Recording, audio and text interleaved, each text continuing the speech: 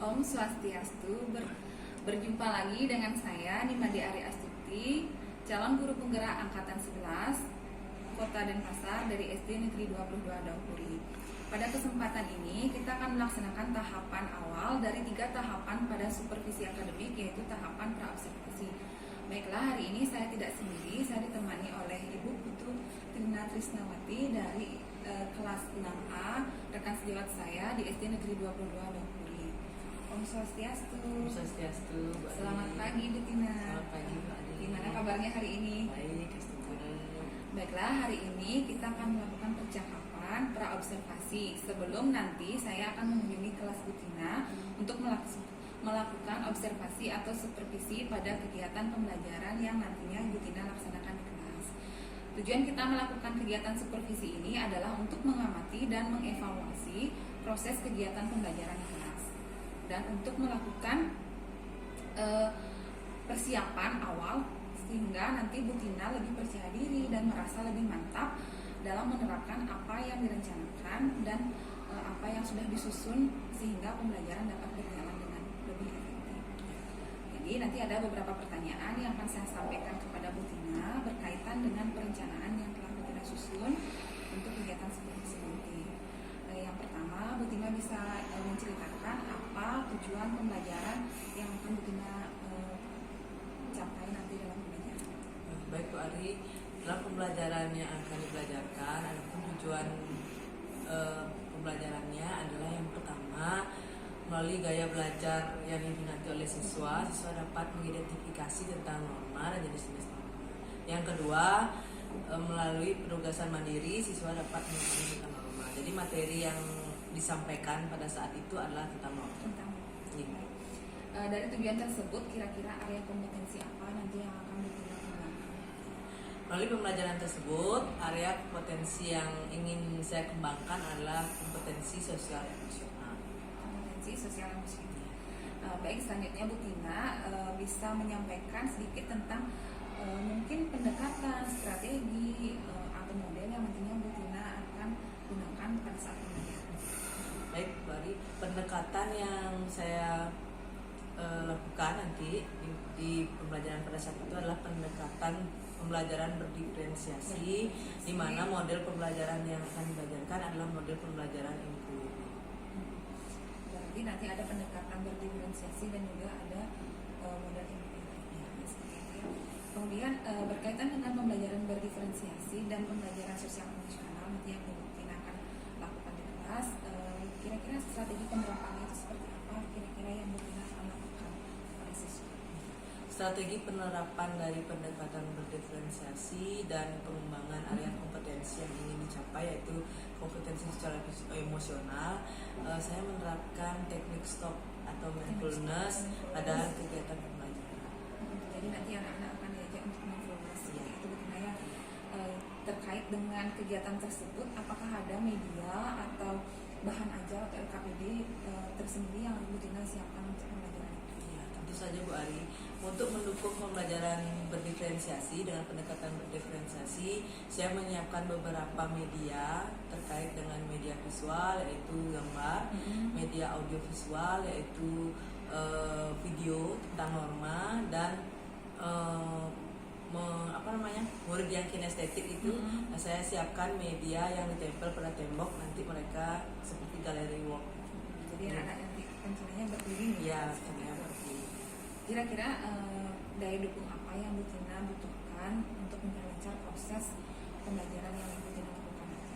Daya dukung yang dibutuhkan untuk pembelajaran yang pertama tentunya ada LCD proyektor untuk menampilkan video dan juga saya membutuhkan speaker.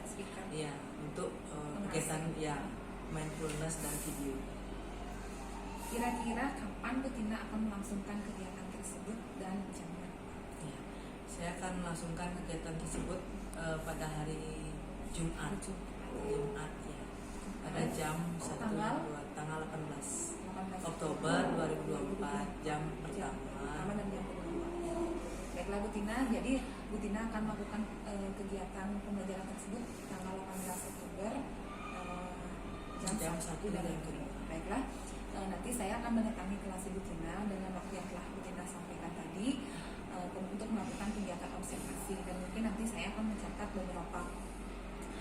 penting yang mungkin selama berlangsung di kelas itu yang menjadi catatan atau perbaikan kemudian hari.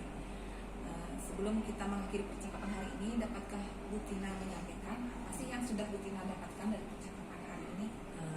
Pertama saya ucapkan terima kasih kepada Bu Ari atas sharingnya, sehingga melalui kegiatan ini saya merasa lebih percaya diri dan lebih mantap untuk membelajarkan sesuai dengan modul ajar yang sudah saya buat. Harapan saya nanti pada saat kegiatan supervisi, Bu Ari bisa memberikan saran, masukan terhadap pembelajaran yang dibelajarkan untuk sebagai peningkatan nanti itu di kemudian hari. Baiklah Bu Tina, sebelum benar-benar mengakhiri percakapan ini, saya ingin menyampaikan nanti setelah melakukan observasi, kita akan melakukan percakapan sama seperti ini dalam tahapan pasca observasi. Jadi untuk membicarakan terkait proses pembelajaran yang sudah Bu Tina lakukan di kelas. Baik Bu Tina, terima kasih atas waktunya hari ini, percakapan pada kegiatan praobservasi hari ini. Sampai bertemu lagi nanti hari Jumat ketika Bu Tina melakukan pembelajaran di kelas. Terima kasih Bu Tina. Demikian percakapan praobservasi ini. Sampai jumpa pada kegiatan observasi dan pasca observasi. Sebagai akhir kata, saya ucapkan para Santi Om, Santi, Santi, Santi, Santi, Santi.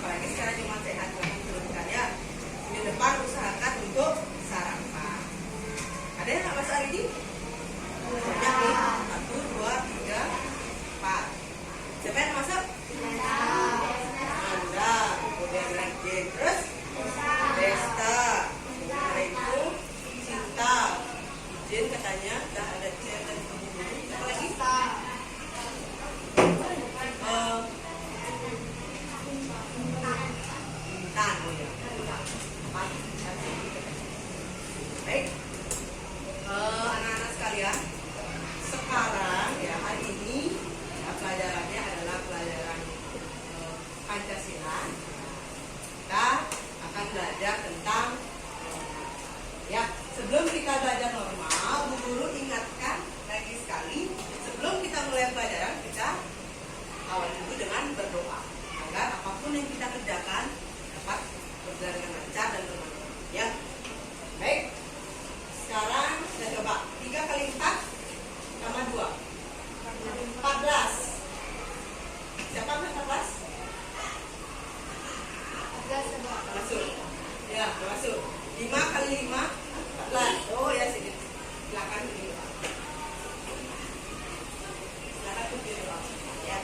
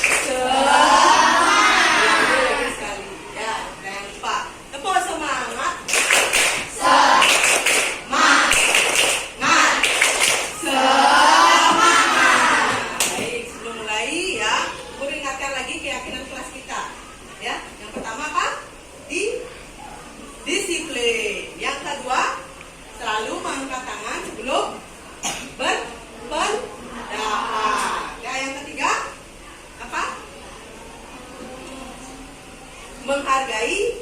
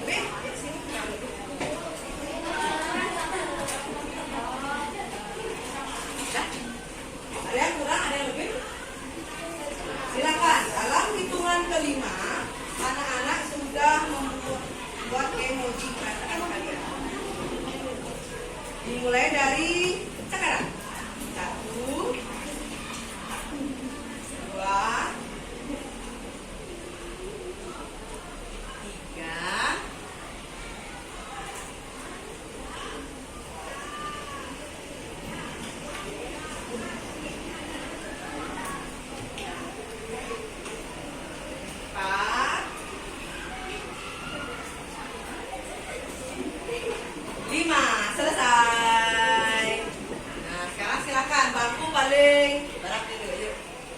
Bentar ya, keluarnya. Tempelkan emojinya dulu. Sini deh. Maria mati ya.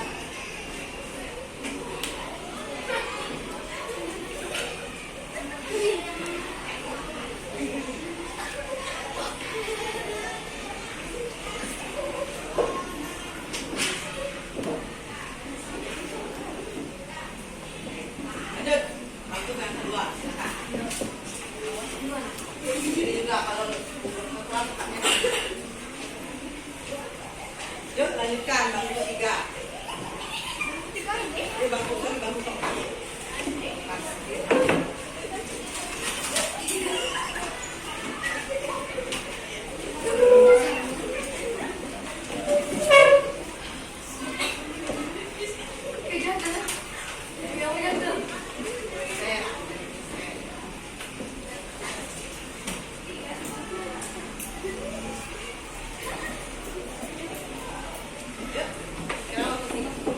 Sini anaknya. Kalau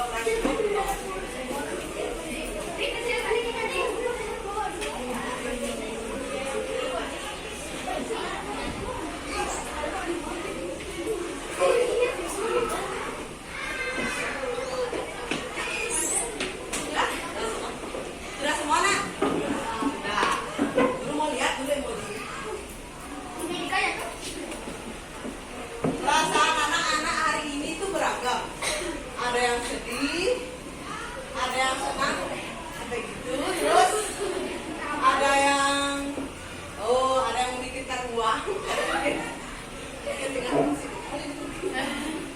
Pikiran uang habis ini.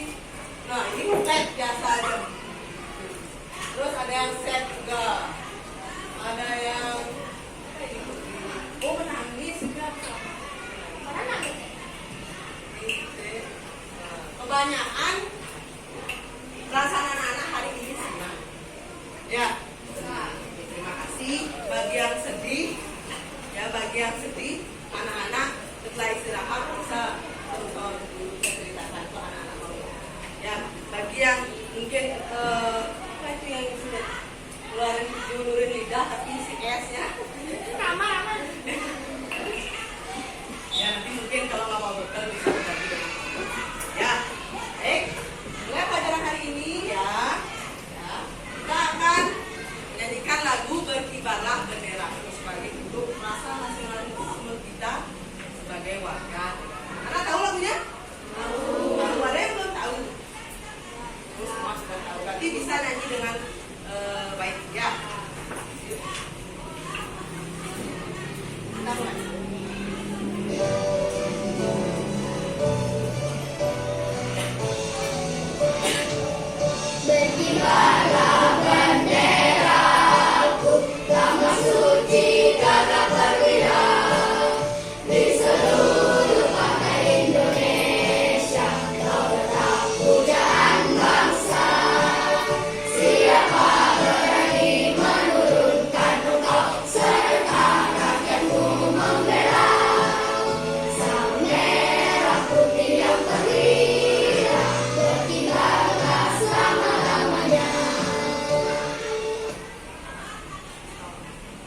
Ada yang masih ingat nggak?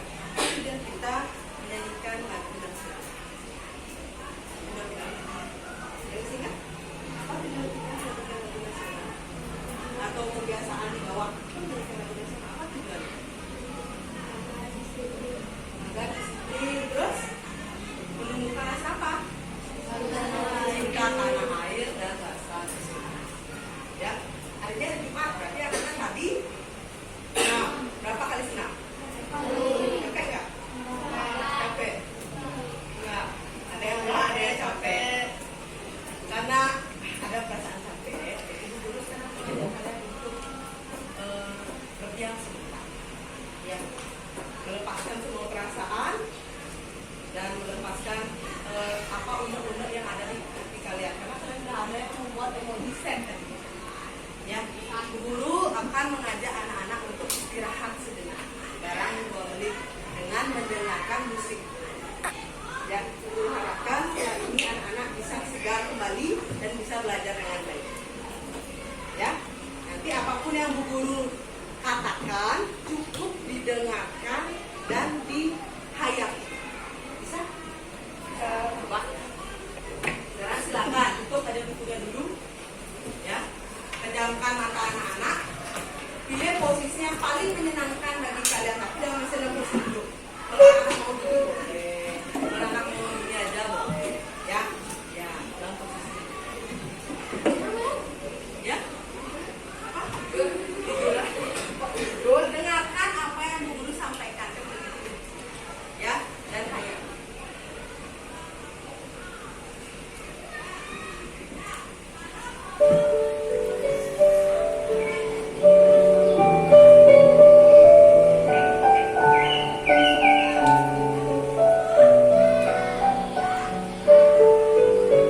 Baik anak-anak, silakan. Anak-anak pejamkan mata anak-anak. Kita atur nafas pelan-pelan. Ya, tarik nafas.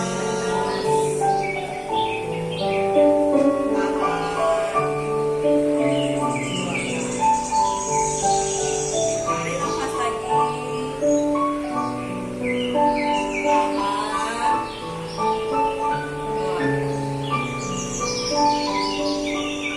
Sekarang silakan bayangkan anak-anak berada di tempat yang paling indah menurut anak-anak. Try fastening body wash. Be the center of attention. Di tempat yang paling indah menurut anak-anak. Ya, yang pernah anak-anak kunjungi. Bayangkan perasaan anak-anak saat itu. Masih membayangkan perasaan saat itu?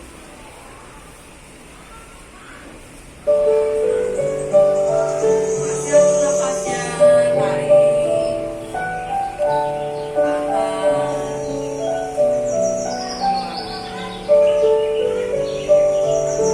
Anak-anak masih merasakan berada di tempat yang pernah anak-anak kunjungi.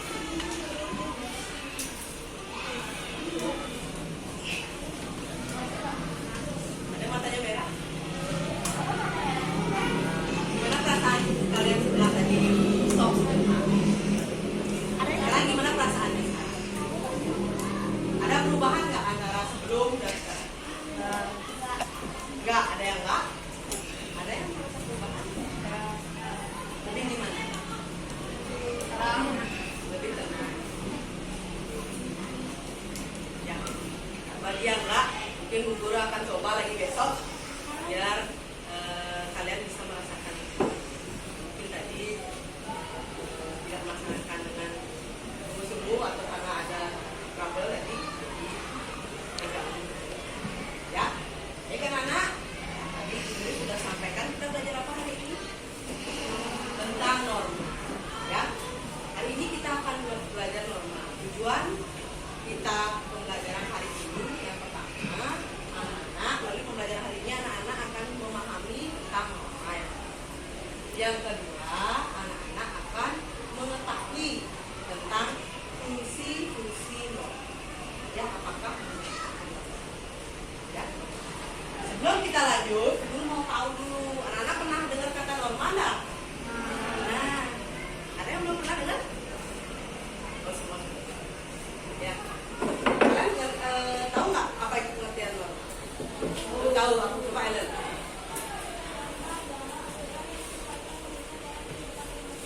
Betul sekali. Ya. Aturan yang sifatnya mengikat dalam kehidupan bermasyarakat. Menurut kalian norma itu penting nggak? Penting. Kenapa penting? Nah, untuk menjawab hal tersebut, nanti kita akan belajar ya. Jadi manfaat pembelajaran hari ini dengan belajar norma, anak-anak jadi tahu apakah norma itu penting, apa tidak, apa fungsi norma dan jenis-jenis norma yang ada di masyarakat. Ya. Nah, sebentar, Ibu punya video untuk anak. Silakan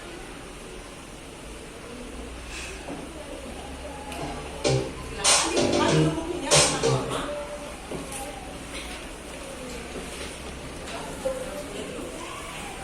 Buku paketnya halaman 34-35. Di LKS juga ada. Ya, silakan dibuka dulu.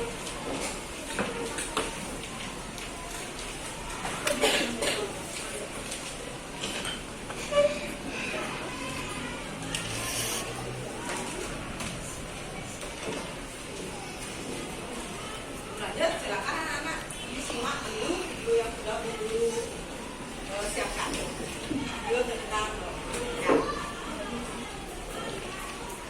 Sebut norma. Namun, apakah kamu sudah tahu apa itu norma? Nah, kali ini Great Kids bakal membahas tentang apa itu norma, mulai dari pengertian, jenis-jenis, dan fungsinya. Secara sederhana, norma adalah kaidah atau aturan tidak tertulis yang berisi perintah, larangan, dan sanksi. Norma berlaku untuk manusia dan biasanya berlaku di dalam lingkungan masyarakat kids. Oh iya, meski merupakan peraturan tidak tertulis, masyarakat secara sadar mematuhi norma-norma yang berlaku. Sebelum kita lanjut videonya, jangan lupa klik tombol subscribe dan tombol loncengnya ya. Pengertian norma. Menurut Kamus Besar Bahasa Indonesia atau KBBI, norma adalah aturan atau ketentuan yang mengikat warga kelompok dalam masyarakat. Norma dipakai sebagai panduan, tatanan, dan pengendalian tingkah laku yang sesuai dan berterima. Jenis norma.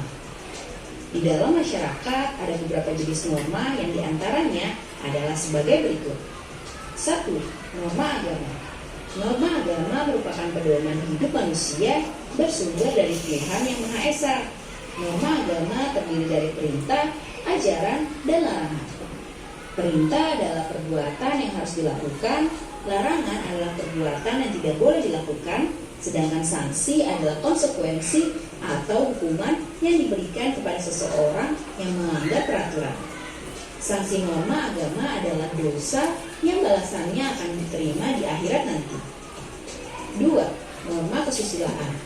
Norma kesusilaan adalah peraturan tidak tertulis yang bersumber dari hati nurani manusia. Norma ini mendorong manusia untuk senantiasa berbuat kebaikan dan mencegah berbuat keburukan.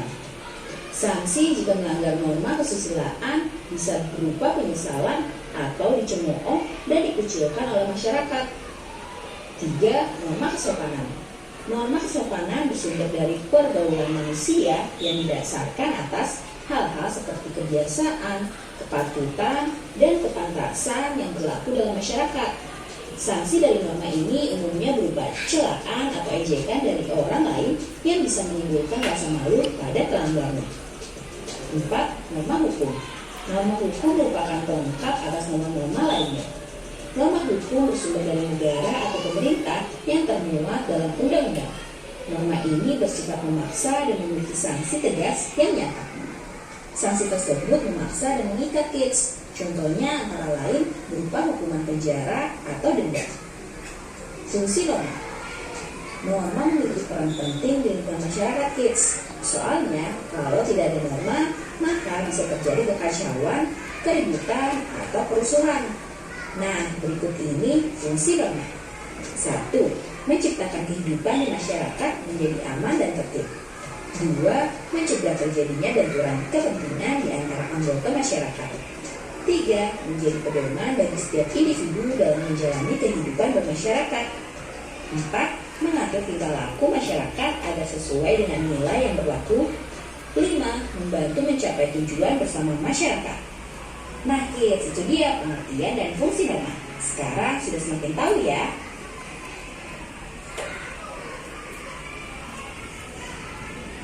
Aku nanya, apa yang kalian simak pada video tadi? Ya, tadi tentang pengertian norma. Yang kedua, jenis norma. Yang ketiga, fungsi norma. Ya, benar sekali. Dalam video tersebut, ya, dijelaskan tentang 3 hal. Yang pertama, pengertian norma. Yang kedua, jenis norma. Yang ketiga, ada fungsi norma. Jadi mau tahu dulu, karena tadi sudah Ellen yang menjelaskan tentang norma, pengertian norma. Mau yang lain, apa itu pengertian norma? Tidak ingat. Norma adalah norma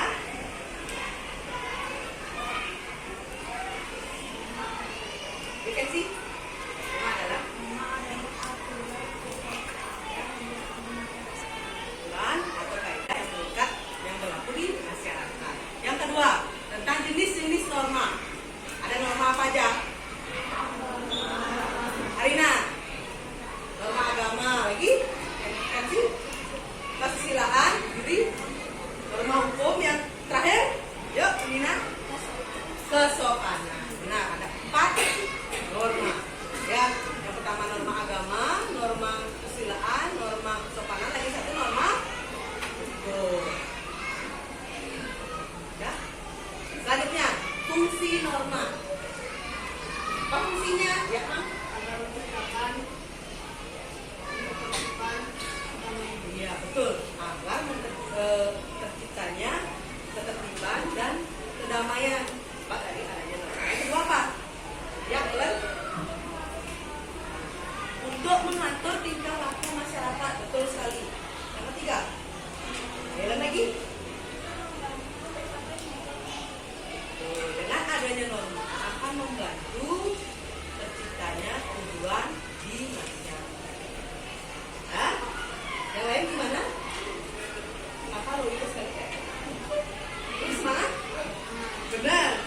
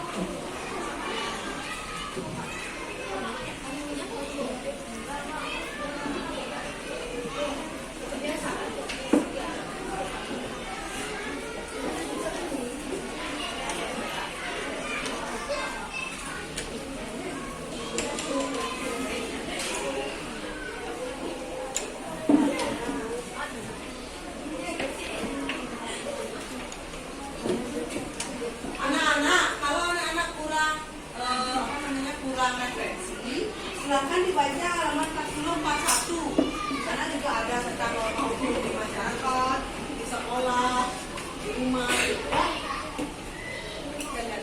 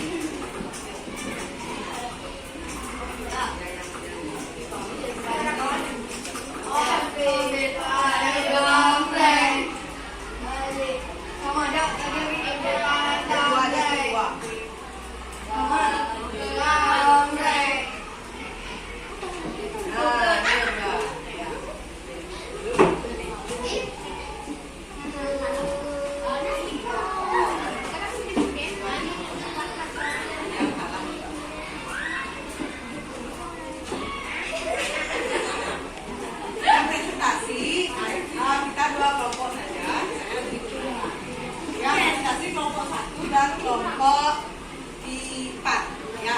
Kelompok 1 karena kalah bagi 2. Silakan. Yang lain silakan mendengarkan dengan baik. Lalu kalau ada jawaban kalian yang berbeda bisa disampaikan ya. Atau kalian ingin bertanya silakan.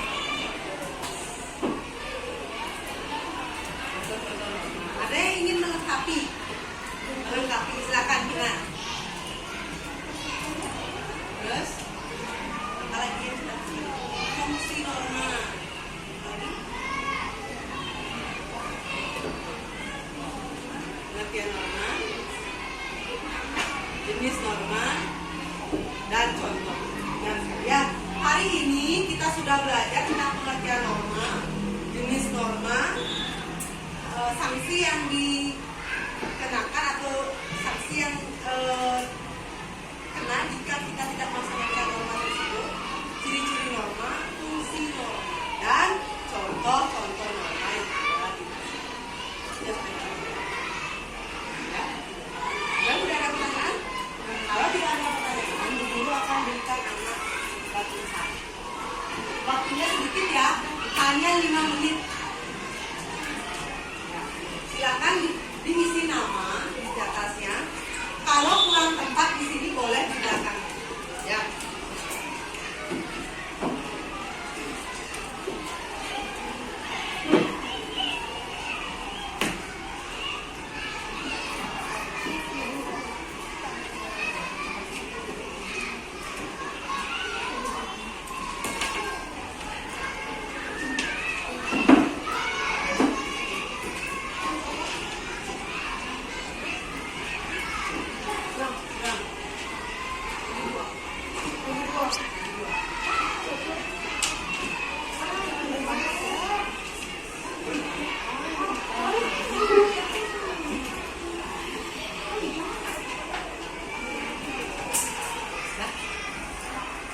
Satu beda, satu dan dua saja. Tapi dikerjakan di kertas, ya.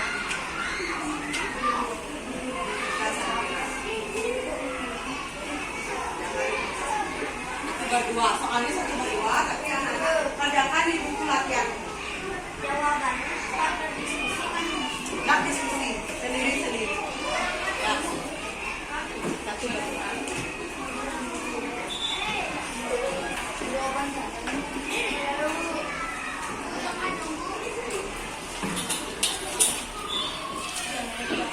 Jawaban saja. Tulis di buku latihanmu. Ya.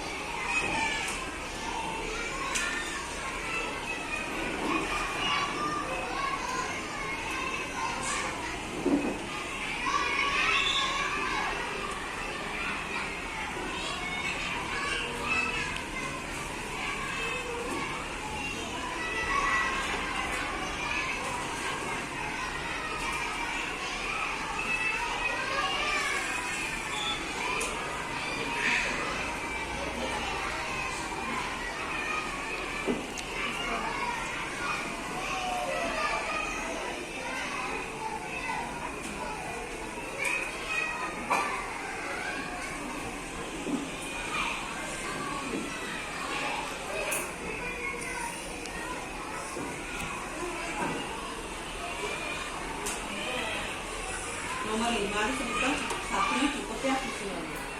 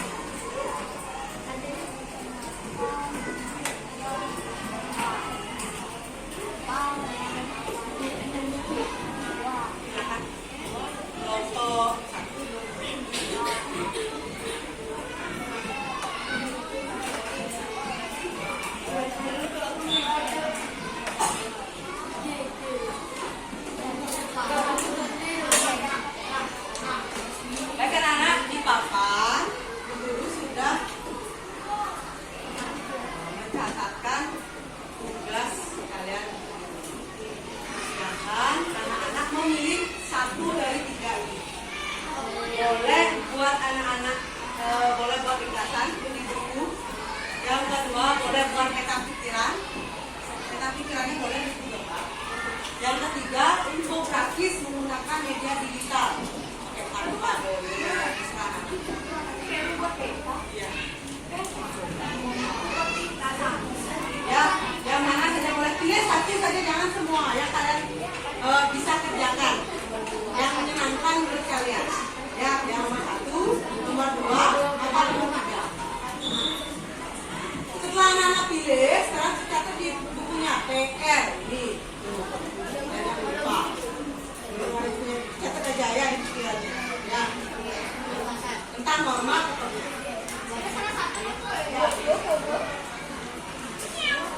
Ya.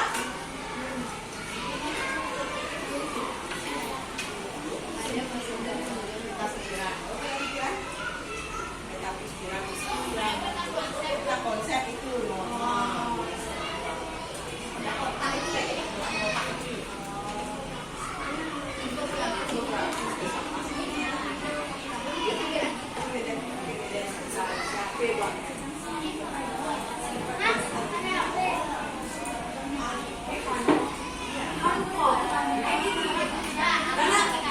baik, Bu Guru ucapkan terima kasih atas pembelajaran kita yang menyenangkan hari ini. Bagaimana Pak Sarana?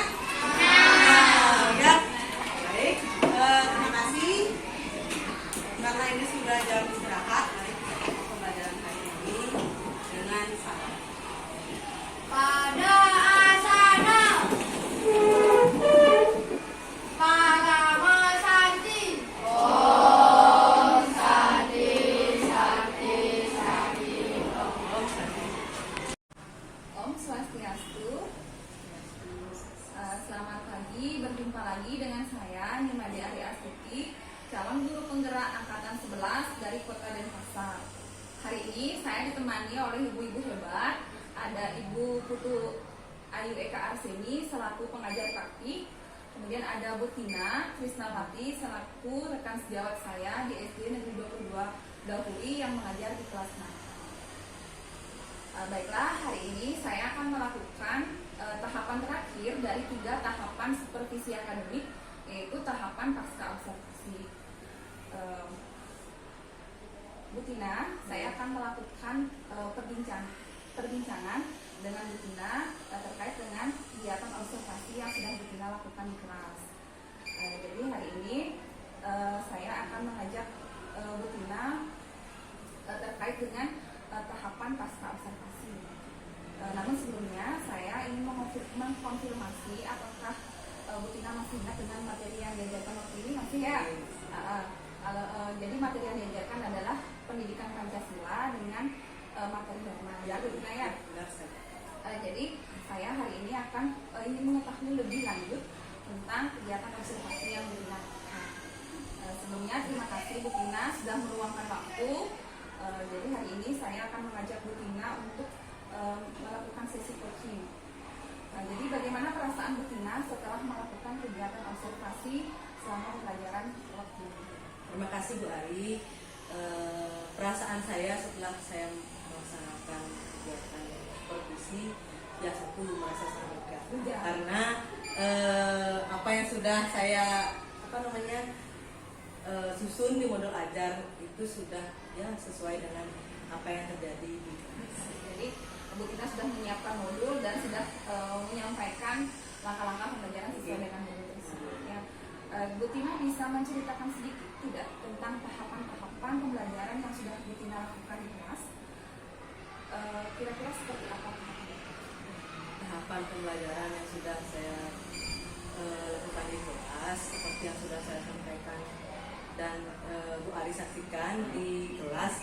Yang pertama tentunya tahapan pertama itu tahap pendahuluan. Saya sudah menyampaikan persepsi, tujuan pembelajaran. Setelah itu di awal juga saya menggunakan teknik stop ya untuk membantu siswa agar lebih tenang dan nanti pada saat kegiatan inti pembelajaran siswa dapat melaksanakan kegiatan pembelajaran dengan baik.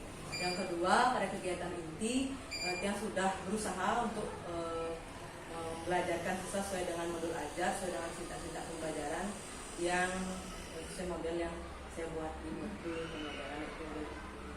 Dan terakhir tahap evaluasi, tahap penutup, karena sudah saya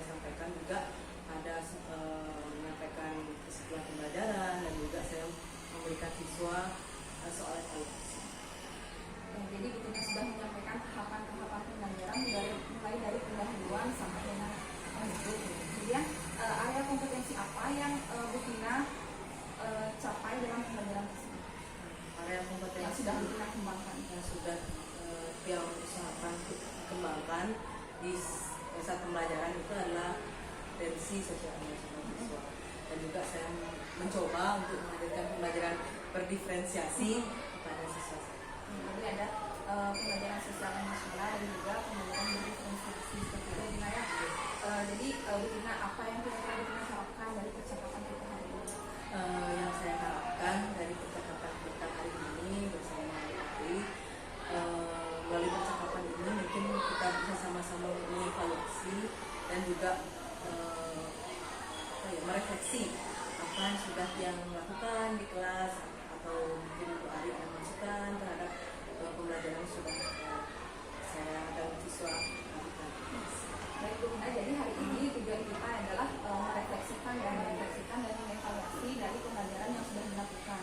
Jadi dengan melakukan kegiatan refleksi dan evaluasi, kita mengetahui kelebihan, kekurangan dalam pembelajaran yang sudah kita lakukan.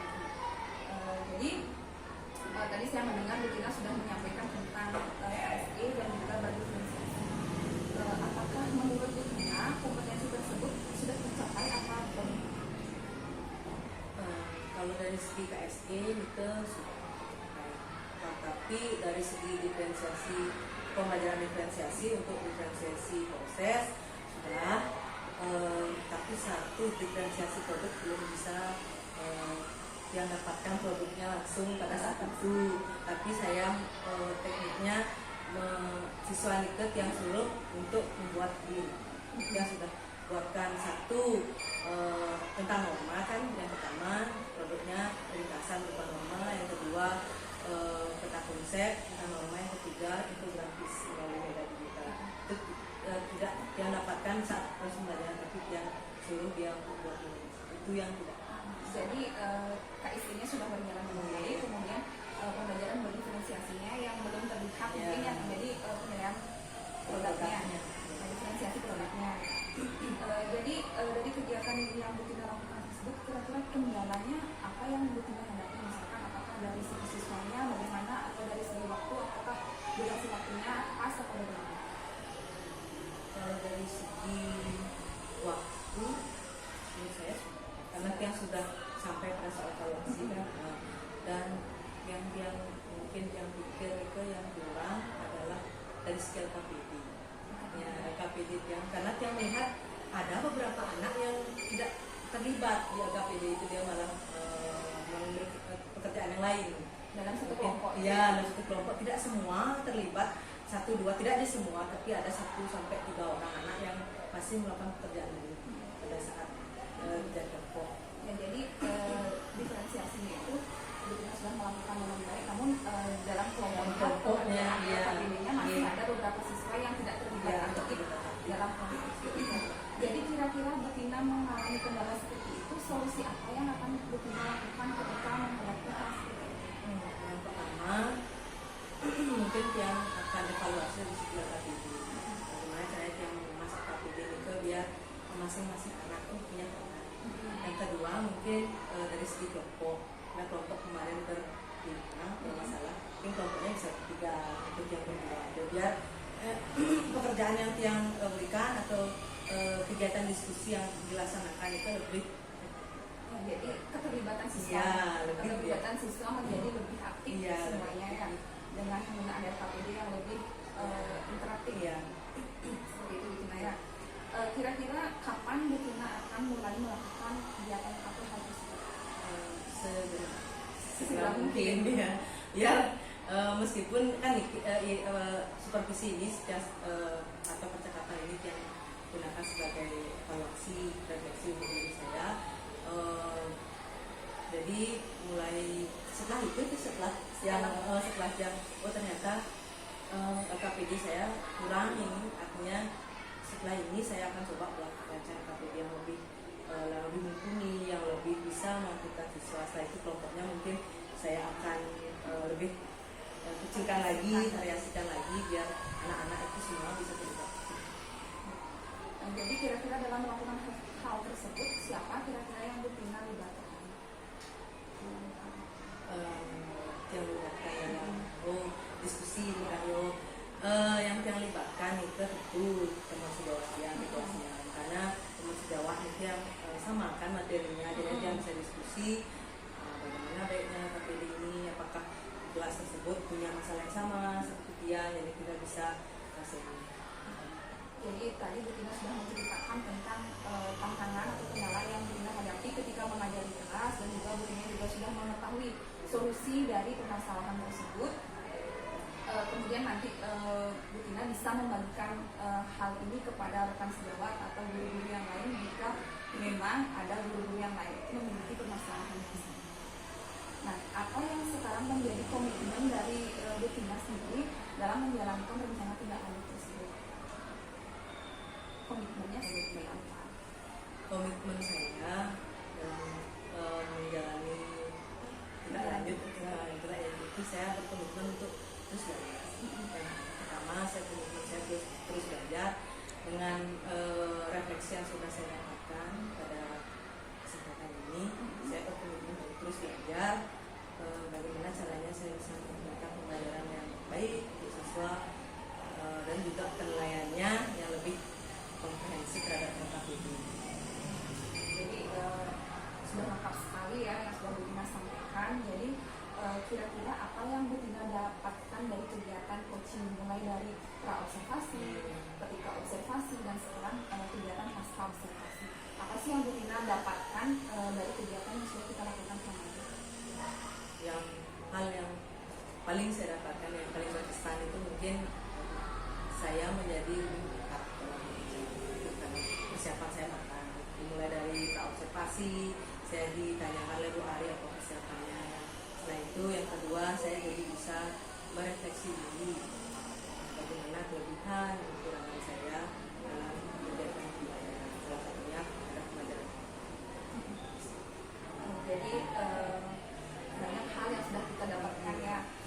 Jadi semoga kedepannya kita bisa melakukan yang terbaik. Terima kasih atas waktunya Bu Tina. Jadi kegiatan hari ini kita bisa merefleksikan dan mengevaluasi dari kegiatan yang sudah dilakukan. Jadi izinkan saya menyampaikan beberapa hal yang terkait dengan observasi yang dilakukan di kelas.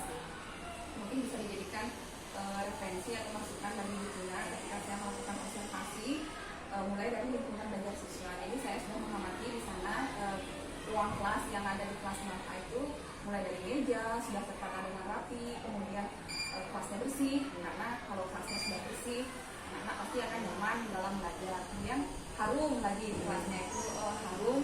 Kemudian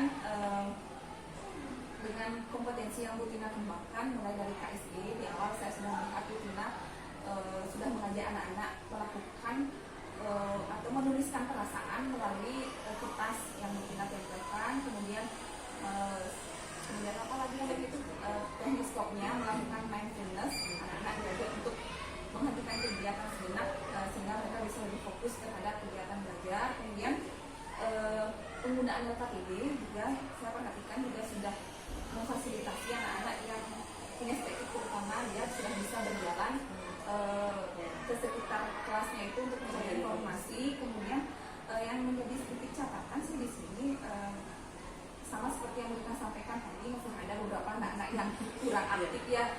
Itu PR kita bersama untuk mengaktifkan semua siswa, karena kadang-kadang dalam satu kelompok tuh pasti ada satu lagi yang ya atau 2 orang atau hanya 3 orang seperti itu, apalagi kelompoknya agak banyak.